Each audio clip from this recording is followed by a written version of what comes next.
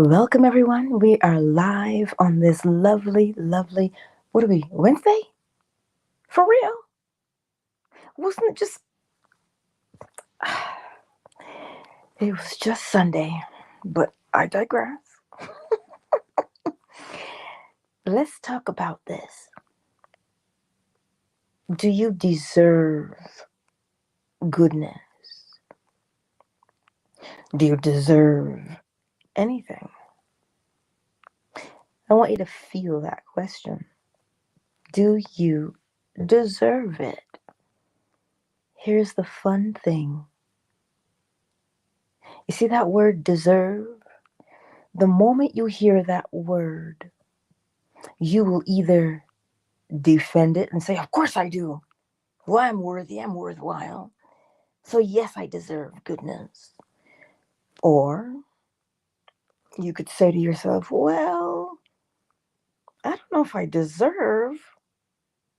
I don't know. You see it? You see how it polarizes you? My desire for you today is to comprehend that it has nothing to do with whether you are deserving or not. It has nothing to do with that. Are you willing to accept the goodness? That's what it is. You could look out into the world and you could say, based on your observations, well, they don't deserve that. Whether it's good, bad, or indifferent, you would say that. But they don't deserve. But it's not about deserving. It's about what have we accepted as true. What have we accepted as true of ourselves? That is why we get the things that we encounter. Not because we are deserving or undeserving, but because we have accepted something as true. If you don't think that you deserve happiness because of something that you may have done in the past, if you don't think that you deserve something because, well, I'm not as good as that person, or I don't have as many degrees as that person, you see what it does to you? You see how it makes you feel? But on the other side, if you say, well, of course I deserve it. Nobody can tell me what I deserve and what I don't deserve. They don't know my life. But do you see what it's done to you? You're coming from the atmosphere of defending. But deserving, as I started to tell you yesterday, is man-made. It's based upon earning. It's based upon earning something. Were you good enough? Did you know the right people? But the law says to you, here I am. Use me. Good, bad, or indifferent. Use me. You see, the law does not come to you in terms of, well, you're good enough, so I'll bestow myself upon you. No. The law says, I am. And you can use me in whatever fashion you wish.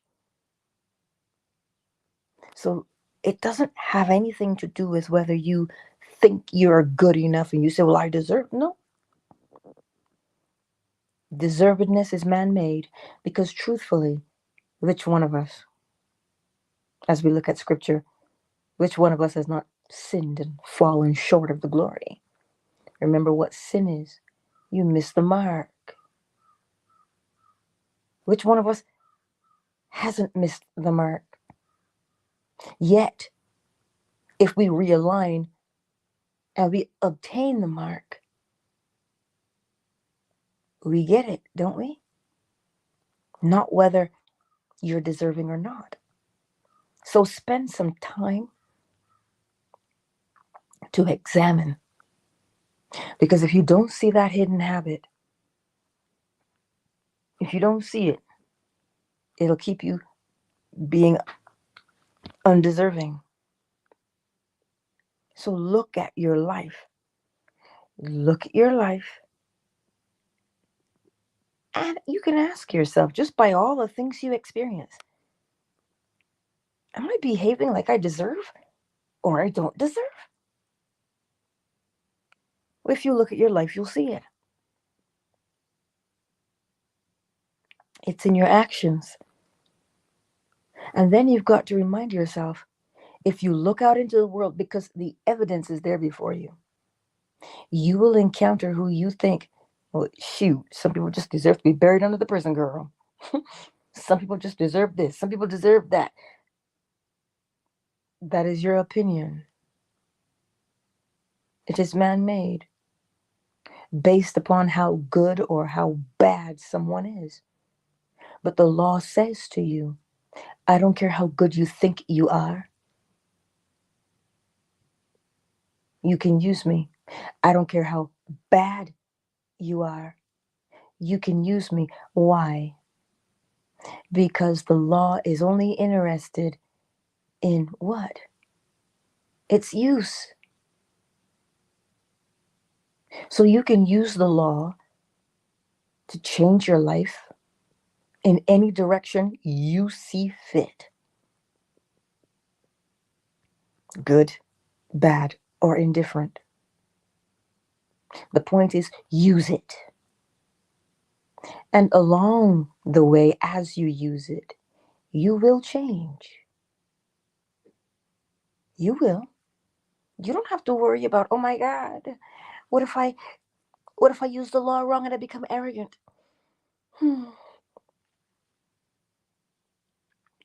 Arrogance is only a state. So you use the law and you'll find you'll change your life, or you will. You can't not. So don't waste one moment more either beating yourself up because you don't think you are deserving, because, well, look at where I came from, or judge yourself because you think others are judging you because you came from someplace they did not.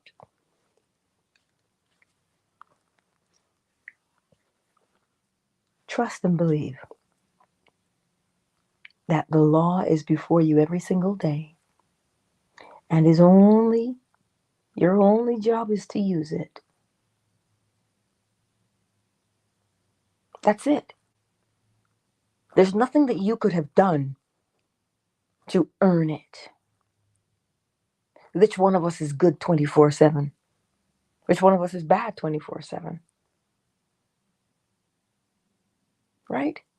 There's nothing that we can do to earn the law.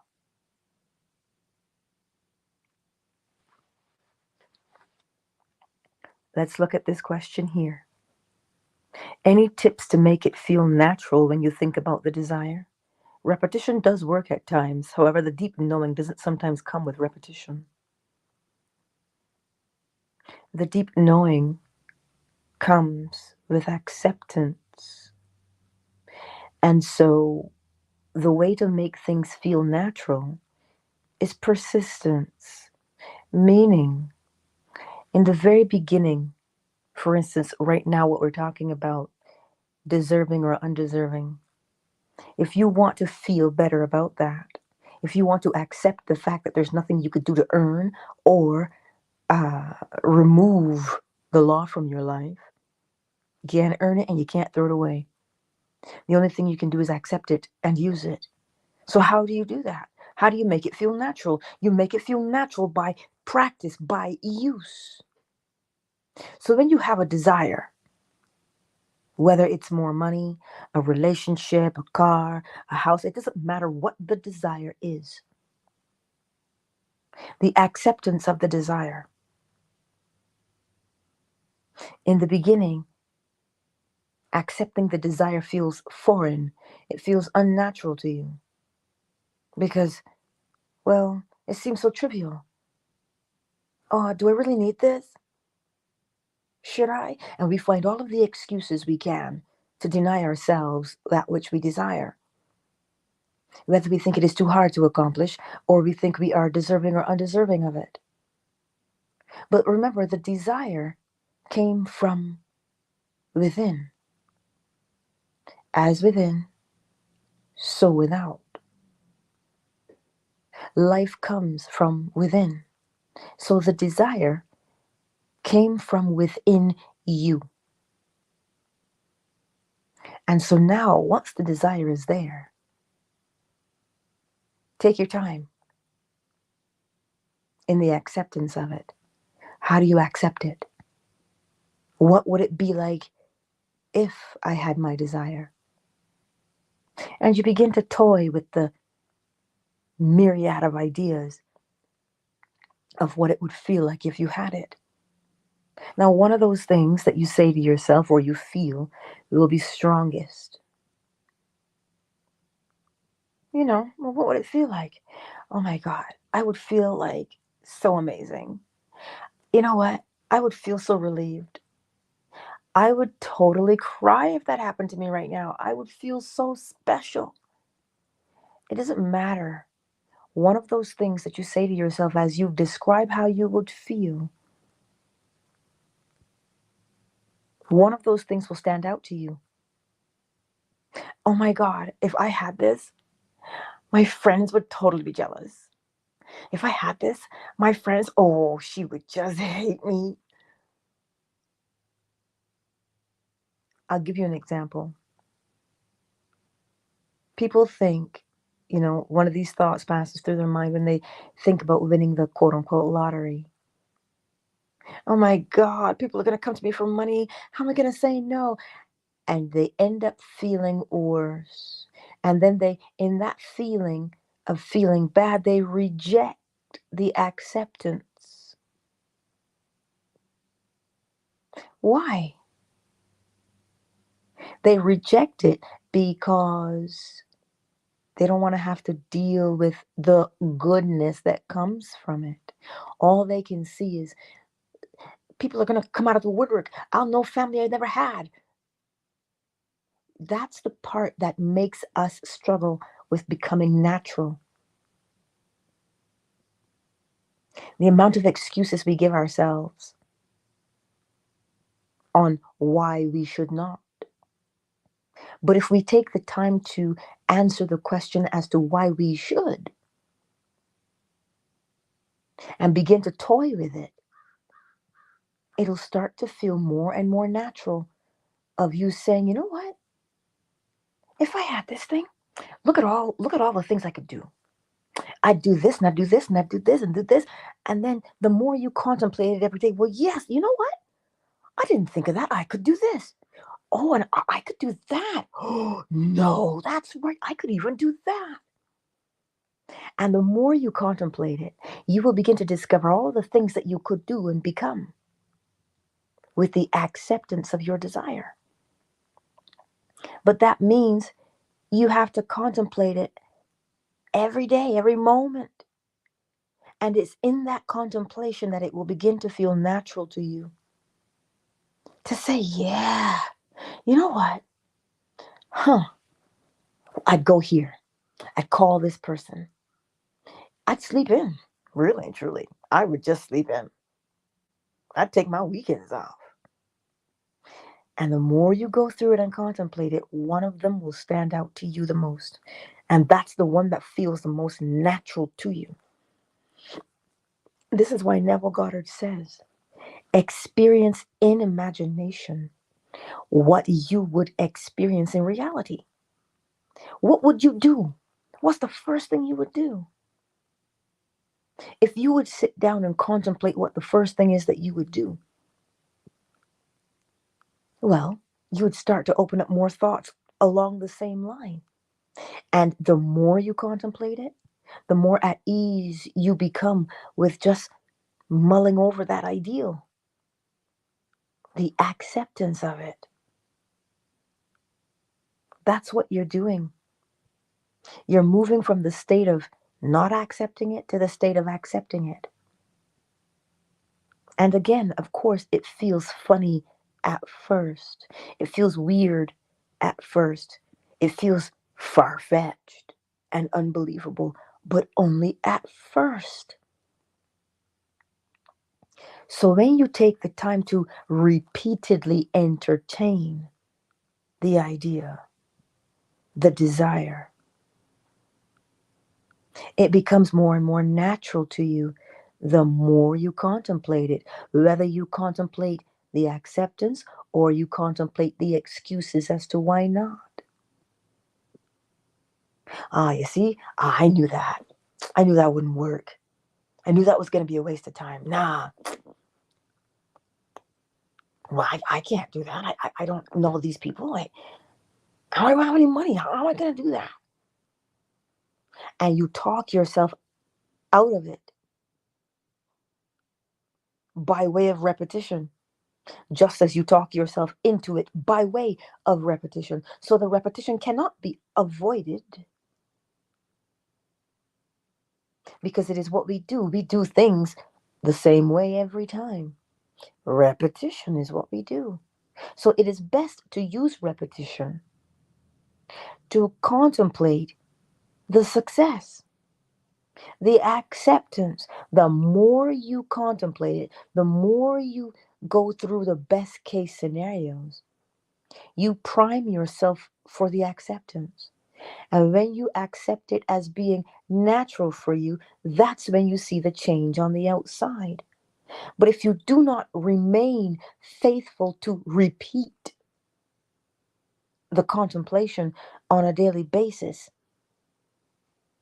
how will you experience it on the outside when you have not allowed yourself to accept it and play with it and play with it until it becomes natural?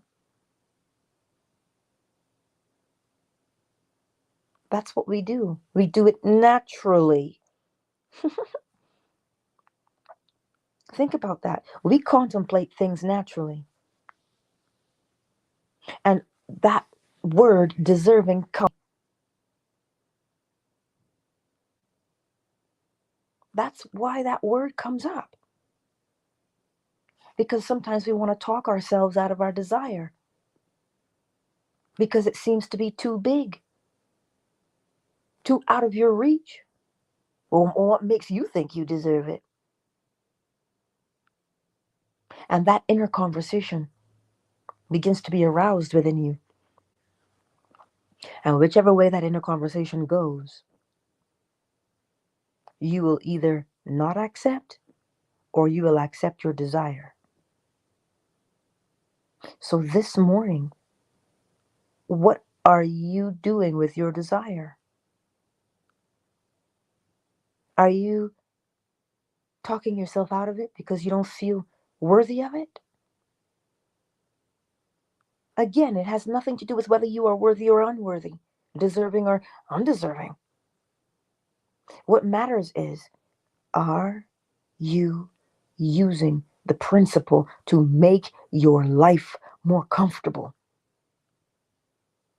I know people tell you, oh, the comfort zone, bad place to be. Oh, so every month you want to be worried about how you're going to pay your bills?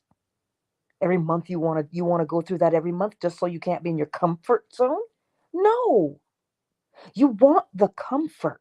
So you have to create the security within yourself. And remember, it's not create as in make it happen. It's in move into the state of mental security. But what would give you the security? Knowing that whatever your desire is, it is met. That's where the security comes from. You don't have to force security. Security comes from knowing, oh snap, I know the law. I don't have to put brute force into this. I just have to accept the state. And because I accept the state, then I have to behave and live according to the state. That's where security comes from. So you see, my beautiful friends, repetition is not your enemy unless, of course, you are repeating an undesirable behavior. Our nature is repetition. It is a rhythm. It is a pattern. That is our nature by law. So choose what you can tolerate repeating and do that. You get into that state. How do you get into a state? How do you change your life? Step one, observe the predominant problem that you see in your life. Well, you're not blind. You can see it. It's right there. You always say, why do I keep doing that? Why does this happen to me all the time? Will I ever get out of this rut? You see? You see the problem. Step two, is that good enough for you? Or do you wanna change? Well, you have to answer that question. Because if you don't answer the question, you'll stay as you are. So recognize the problem and decide whether or not you want to remain in it. If you don't want to remain in it, step three, what would you prefer instead?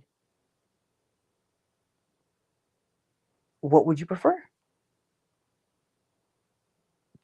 Okay, now you've answered the question of what you would prefer instead. What's the first thing you would do if that was your new life? What's the first thing you would do? And remember, you will have to do that thing every single day, right? So if that means you get up and you're in your brand new job, you got to do that job every day. So what would you be doing? How would you feel when you're doing it? Will you hate it or will you love it? Now, if you love it, oh, that's what makes things all the better. Because then you don't have to force yourself to play through the scenarios of what you would do. You wouldn't. You would love it, and that's just where you would want to be. And you'd have such fun being there. So then you see in your mind's eye what you would do. But you see something? When you see it in your mind's eye, you feel it in your body. So if you keep saying to yourself, you know what? This new job would be brilliant for me. I would do this and I would do this. Oh, yes. Oh, but you see this one thing right here? That's me. That's the thing I would do. See how natural that becomes when you identify that thing you would do? And when you identify that thing that you would do, allow that sensation to totally overtake you. And every time you think about the new job, you may not see the new job right here, right now. But what you have done is accepted. Remember the scripture, for you have knit me in my mother's womb. To knit something means, you do the purl and you loop it one stitch at a time.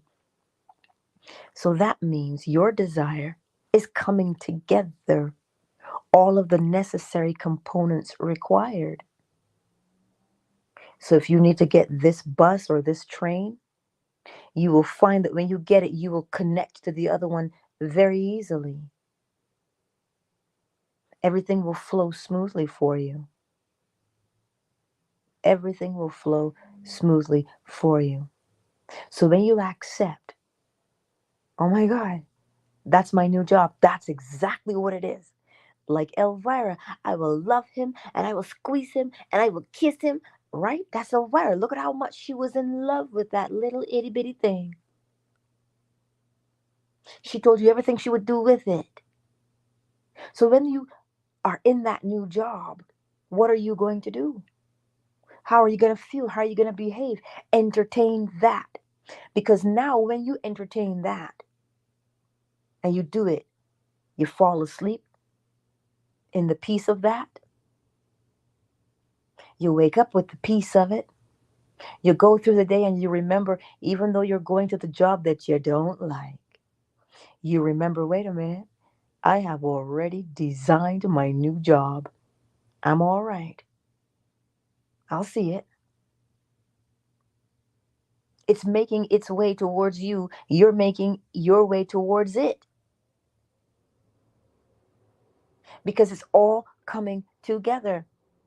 That person who has to make the phone call, or that person who has to send the email, they get their desire they have to follow through with. And it seems like a whole bunch of coincidences.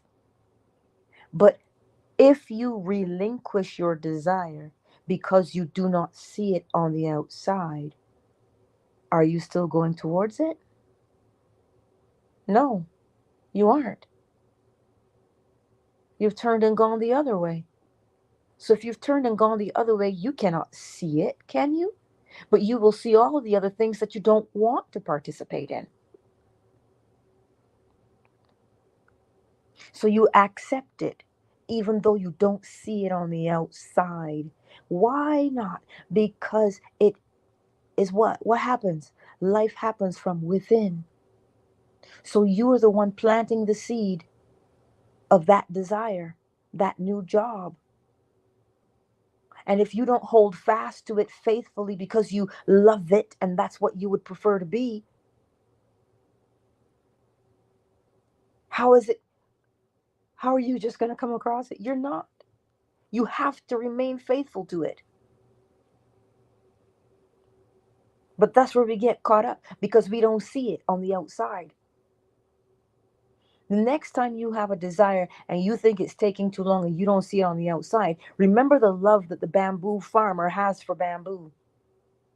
Because if he didn't, he would not have spent 4 years watering and fertilizing and weeding an empty plot of land. Bamboo only looks dormant to the naked eye because it's not seen on the surface. So what does that tell you? That your desire, the longer you ruminate over it, the more you do that, it burrows deep within you and you begin to accept it and it catches root in your life, meaning it becomes natural for you. And then one day, you will see that little itty bitty green sprout. And you'll say, oh my God, there it is. What will that be? It could be the phone call. It could be the email. It could be you walking somewhere. It could be a friend you hadn't seen in forever. Say, oh my God, wouldn't you know? I was just thinking about you.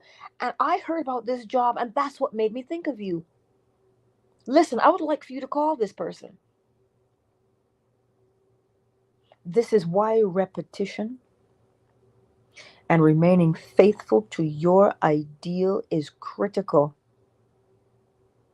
especially when you don't see it on the outside. Do you know how many times I've been told you are delusional? You have a funny way of thinking? You know how many times I've been told, listen, what's that saying? If I had $1 for every time I heard that, I'd be rich.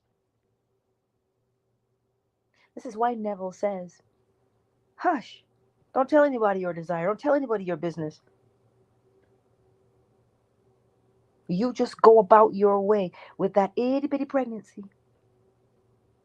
Don't tell anybody. When you start to show, when they start to see, they go, wait a minute, when did this happen? Just stay faithful.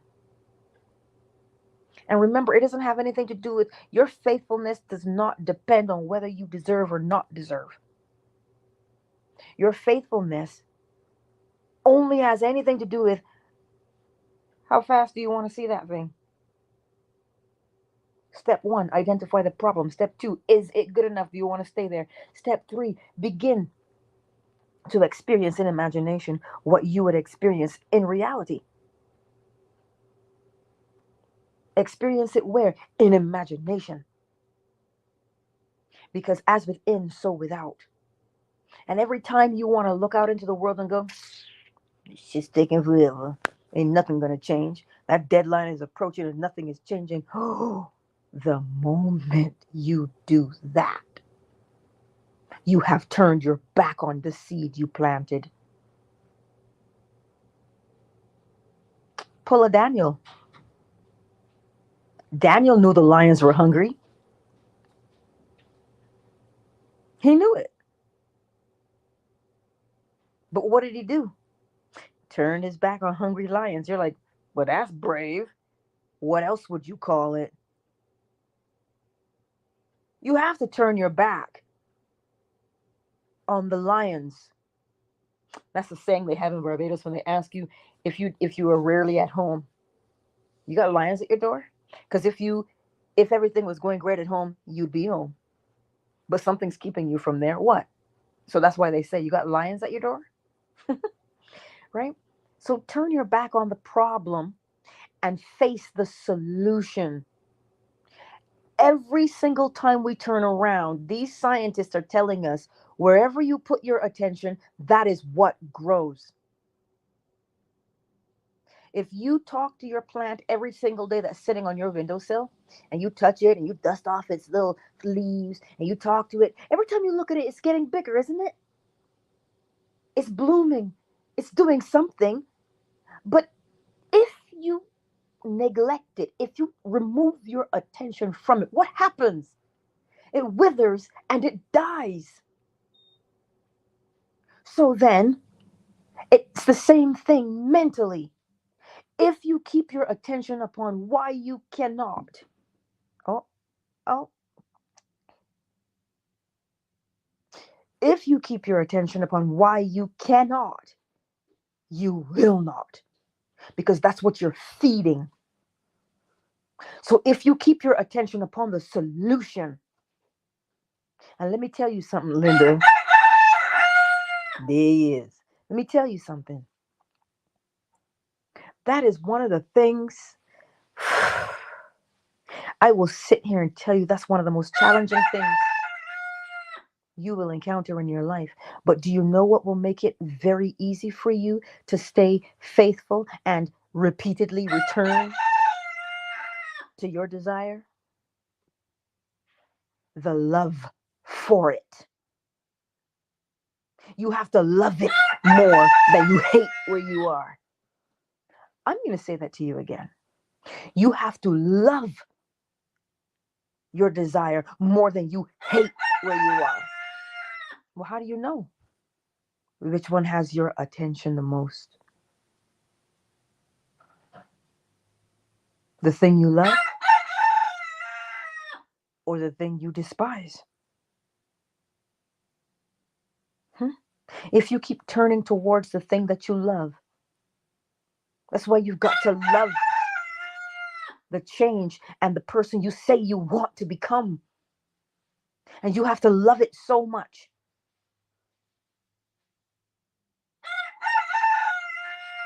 It is your, listen, it is such a powerful thing that Dr. Joe Dispenza could write the placebo of being you. The placebo. The placebo is the thing that you believe in. So same for the nocebo. It's just the same thing you believe in. But what makes you believe it? Your love. Your love. Greater love than this. That a man should lay down his life for his friends. What do you think that's talking about? You love it so much, you turn your back. Put it this way then. You love it so much, you turn your face towards the solution. Well, if you turn your face to the solution, then obviously you've turned your back on the problem. So this morning, it has nothing to do with deserve or not deserve. It has to do with, do you love it? Love is not the same as desperation. Oh, love is not the same as desperation. Oh, I gotta have it. If I don't have it, my life won't change. My life will never be better if I don't have it. That is desperation. The love of it is, look at how good it feels for me to even just think about you.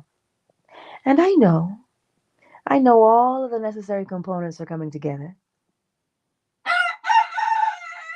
I will stay here, just like Mary Magdalene, and I will wash your feet. What do you think washing feet is? Giving your attention to something. So this morning, be encouraged. Fall in love with who you say you are becoming. And that is what will help you to remain faithful, to keep your face towards it, instead of wondering where it is. You already know where it is. It is within. And as within, so without. Inevitably. Inevitably.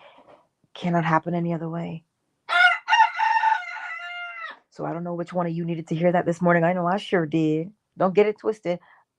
I know I needed to hear that this morning. I needed to be reminded of it. Now you know the difference between the love of something and desperation. Son, thank you for that question.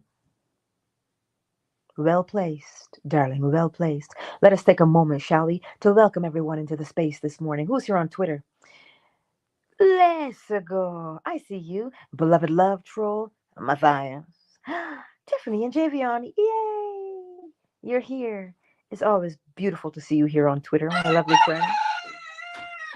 And a little bit, he is also happy to see you too. He is. Facebook and YouTube, who's here? Sun, Cyber, the better man, Wisdom Almighty, and the others who've not made themselves known in the chat. I see you. Who's here on Fanbase this morning? Moon is here. Happy is in the house. Hello, Tannen. I see you. KZ, hey. Afternoon Delight is in the house. Flo smiles. Miss McQueen, Shea Butter, Oracle Treehouse, Joaquin. Thank you all for being here this morning. As I said to you before, and I will say it to you again, if you find yourself in the throes of sadness, if you find yourself in the throes of worry, first of all, remember it is a state. It's a state. You're just in that state.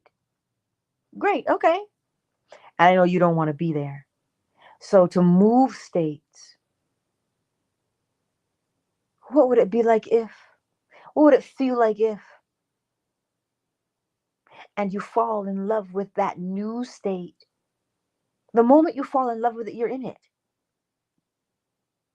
And the moment you fall in love with it and you're in it, remain faithful to it. Remember, nobody can see the state you're in. Yes and no. Mentally, they can't see what state you're in. They can't see your thoughts, but they can see your actions if they're paying attention. Hmm? So if nobody can see it, they can't see it until it starts to materialize in your behavior,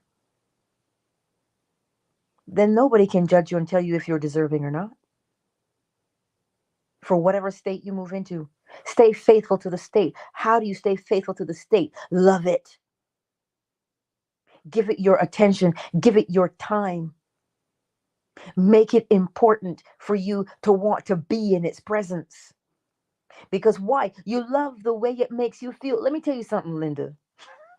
There's no way you hang out with a man or a woman if they don't make you feel good. So if you can see it on that most crude and material level, take it up now. Use the law of correspondence and say, well, as above, so below. Look at this below. I spent time with George because I love George's company. Or you could say, George, you know I'm sensitive about my asthma, when he calls her wheezy, but I digress. If you are in the presence of someone that you adore and they adore you, you could listen, you could sit there and look at them all day. You could sit there and listen to them all day. Well, then, you see that new state that you want to be in? It is like a lover. You want to spend as much time with it as possible. And when you have to quote unquote snap back and come back to reality because the phone is ringing and you have to answer, thank you for calling. You have to snap out of the reverie for a moment. to do your job, sure. But then go back. And the more you go back, and the longer you stay in the presence of the state you want to be in, listen, it's already real to you because you're experiencing it. You're already feeling it.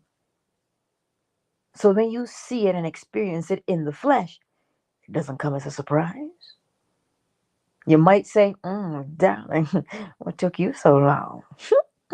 You might say that when you come upon it. I digress. So do what you can every single day.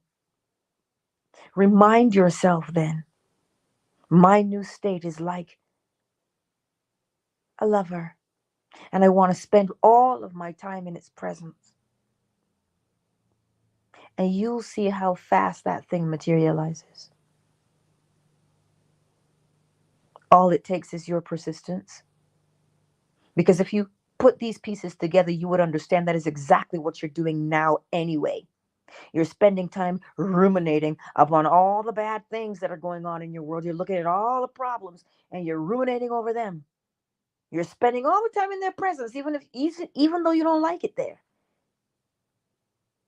All you're being asked to do is turn your face towards the solution. And every time you are tempted to turn back, remind yourself, wait a minute. If I stay here, oh, I'm going to just stay here because I love you. I honestly love you. Anyhow, I'm glad to see all of you here. Don't take what I said lightly because you're living your life. So pull a Jill Scott, living my life like it's golden. Right? Pull a Jill Scott. I don't care if you like her or not. That's not what this is about. It's about how do you want to live it. Right? And remind yourself when you forget, because we have short memories as humans. Something happens and we forget. Then remind yourself constantly of the state you want to be in and get in it. Bask in it. Use your Bible stories. It doesn't matter what you use to remind yourself to stay in the state. Do it. And then you can thank yourself later. I mean, you got that new job or that spouse or that car or money in the bank or deeper spirituality, whatever it is.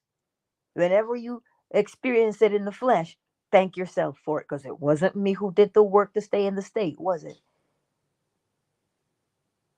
It was you. And you can say, "Whoo, go girl," or "You got it, dude," whatever way. So, as you hear the bowl this morning, be invigorated. Be invigorated. Or, in other words, be aroused. Well, if you're not aroused, you don't act, right? You know as well as I do.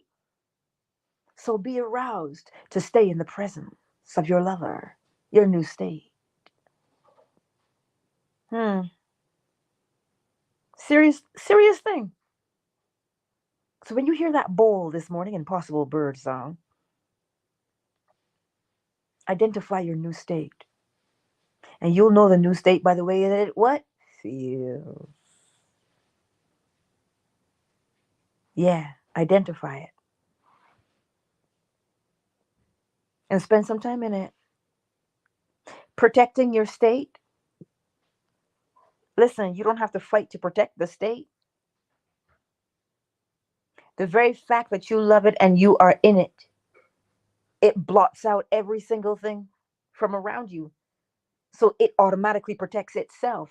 You see, this is why I keep saying to you that success is really and truly our only mode of being. Because when you love it so much, nothing else occupies your mind. So if nothing else is occupying your mind, there's no way for your brain to be infiltrated by something undesirable, thereby pulling you out of the presence of your state. Because you don't have, I only have eyes for you. You don't have eyes for anything else. So somebody could come along and go, loser. And it's almost like zing. And you're like, oh, there's a bug. Other than that, nothing phases you. Because you are so enthralled or enraptured within the presence of your state, it blots everything else out. That is how the state protects itself. You don't have to protect the state, you just have to love it. That's it. You don't have to force anything. You don't have to, oh, but what if? Because when we hear the word protect, we take up arms, don't we? But you don't have to protect your state. The very fact that you only have eyes for your state and it crowds everything else out of your consciousness, how can you be infiltrated from there? There's not a foothold for it. It solely has your attention, and your attention is undivided. It has your whole, full attention. So nothing can penetrate you that can harm your state.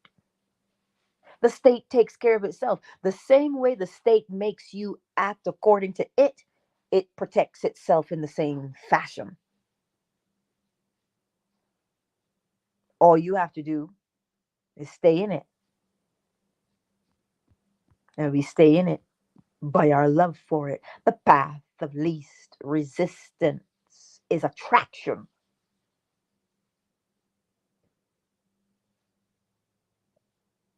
Stay in it. Does that answer your question, beautiful delight? I trust that it does. See? That's how you do it. Ah, ladies say, hey, hey. So I know that we've been programmed to have to protect ourselves and fight or do something. But when you come upon how simple it is that the law makes living,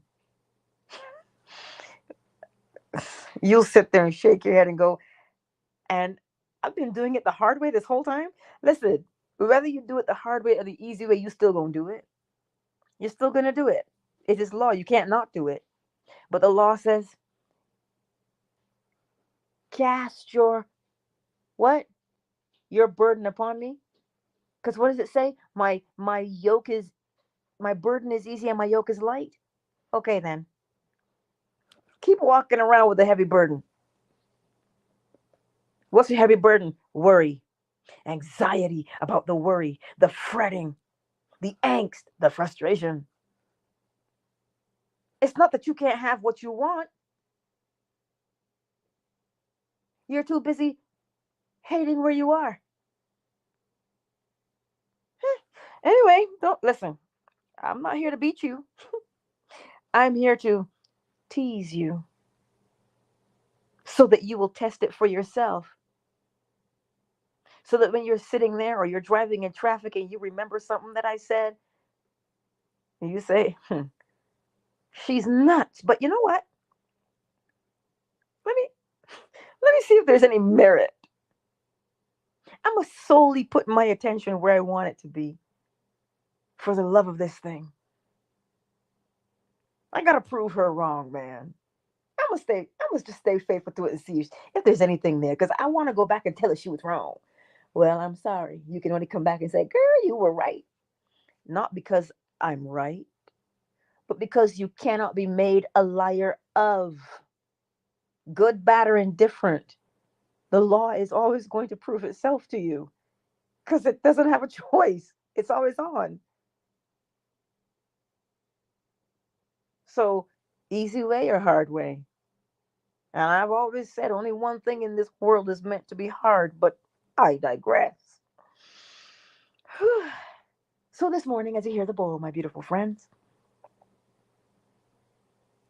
spend that moment. You see your new state, the thing you want to experience? Oh, let it whisper sweet nothings to you. Let it tell you all of the things it can do to make your life more beautiful. Let it whisper to you. Whispers in the morning. Sorry. Anyway, let me get the bowl. Let me get the bowl. Listen, these are the things I do to help myself on a daily basis, okay? Because Lord knows how easy it is to get distracted and fall out of your state, but bring yourself back. That state means more to you than anybody else. Trust me, because it's you who wants to change your life. Let's get the bowl. Let's get the bowl.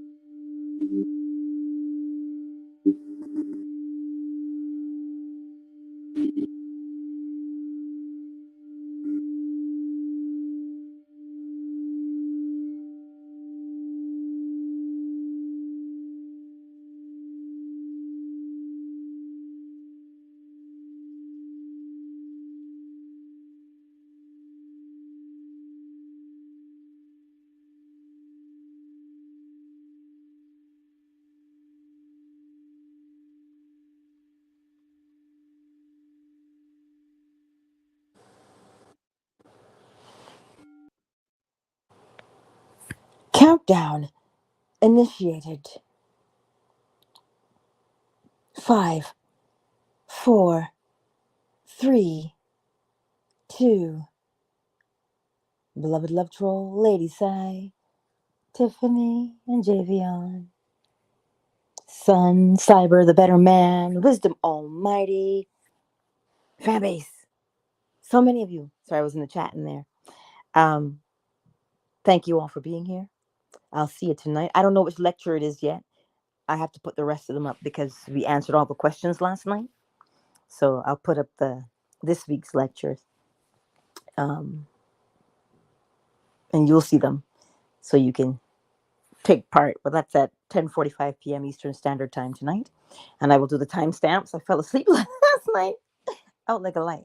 So I'll put the timestamps up for the other questions that were there from last night. So, and here's an answer. The status of the Oracle cards. You know, we got to make 60 so they'll print them. We've got 16 pre-ordered. So I'm going to say by the end of June, if we don't have the 60, I'm just going to refund money. Because that's just the way it is right now. I don't see why you should have to keep waiting. And perhaps people will want them. You know, people will want the cards. So I can only tell you about the cards and how they can benefit you. But that final choice rests with you. Right? If you have any questions or concerns, let me know. Slide into my DMs and let me know. And we'll go from there. All right? I will see you tonight, 10:45 p.m. Eastern Standard Time for the lecture. Peace out. Enjoy the beautiful day.